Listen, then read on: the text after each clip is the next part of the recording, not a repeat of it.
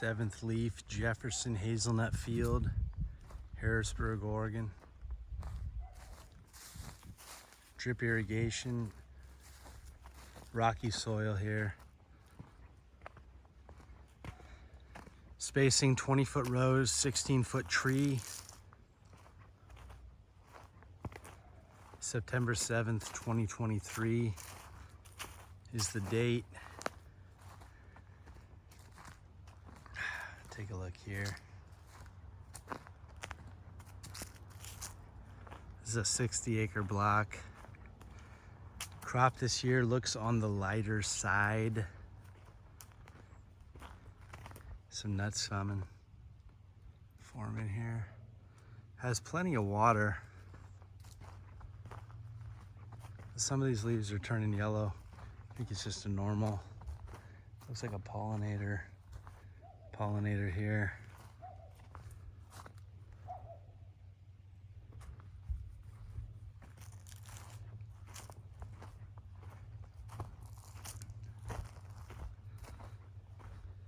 Nice weed control, nice sucker control on these. Very clean field. See what the yield is this year. It doesn't look like a lot of crop. But yeah, this is what we've got.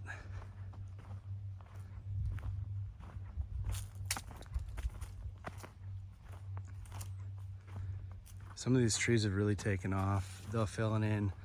The 20-foot rows are nice. Plenty of room for the equipment, for sprayers, for taller cabbed tractors and ATVs to get through.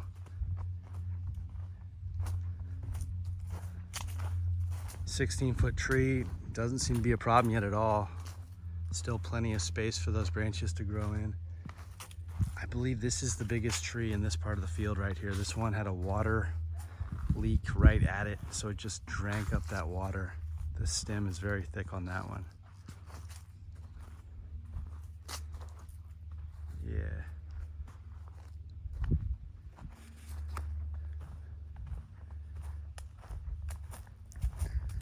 But the nuts usually are alternate bearing, so I believe this is a bit of a down year, which is probably good for inventories and such and harvest in the valley here. The price last year about 42 cents a pound for Jefferson. Hoping to get back up to $1, maybe 65 cents this year is the rumor. Yeah, anyone interested in farming hazelnuts in Oregon here, happy to discuss.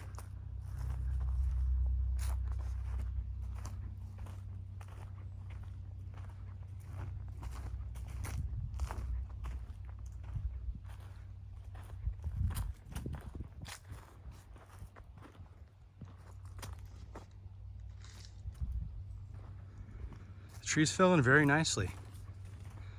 7th leaf.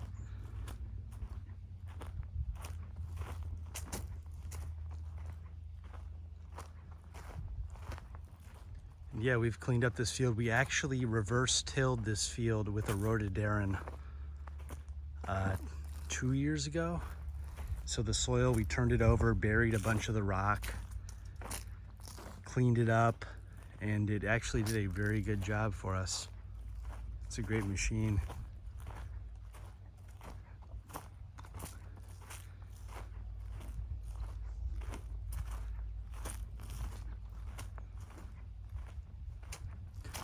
And we are not exactly sure when to cut the irrigation on these. It's very confusing because Oregon the last 2 summers have been very hot. So if we were to cut it early September like normal, the trees would suffer a bit on this rocky soil. So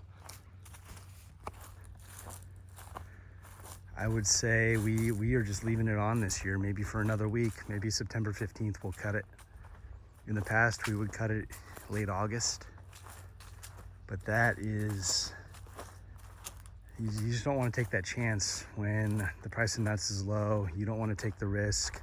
You want the trees to stay healthy and sustainable for when the price comes back. This year's harvest, I mean, it's okay if you leave a few nuts on the tree. Look at that, beautiful.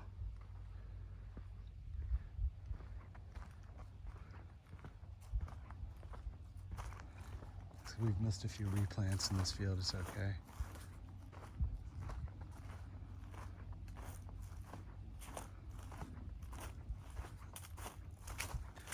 We also grow Ennis variety, very susceptible to eastern filbert blight. So we work hard to manage that crop, keep those plants healthy, blight free.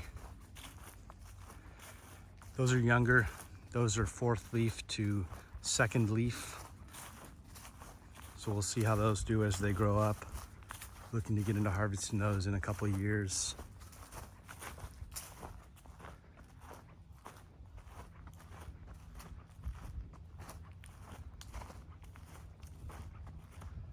See those yellowing leaves, just normal this time of year. The plants are ready to drop their harvest. Not quite yet. The nuts they're still green here. They're still green in the husk.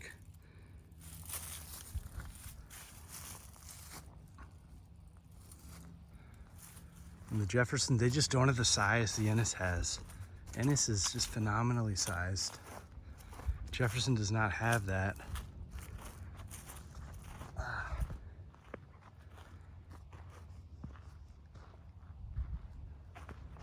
Two different sections, and here's the rock. So we only rhododendron in the middle of the rows here, not between the trees. So you can see between the trees we do have this rock. These are trying to grow through this rocky soil here. And so yeah, some of these trees are a bit sickly. It's okay, they still produce.